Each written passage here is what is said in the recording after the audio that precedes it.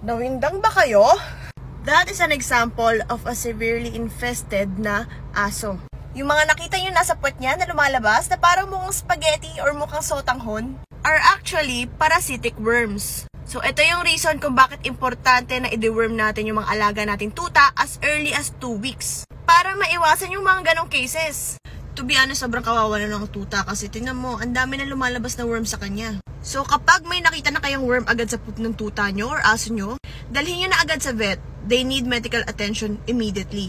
And kailangan na po nila na matindihang deworming. Dahil kung hindi, pag napuno yan ng worms, it can lead to obstruction and then pwedeng mamatay yung tuta.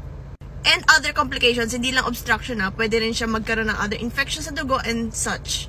So kapag may worm poop, consult your vet.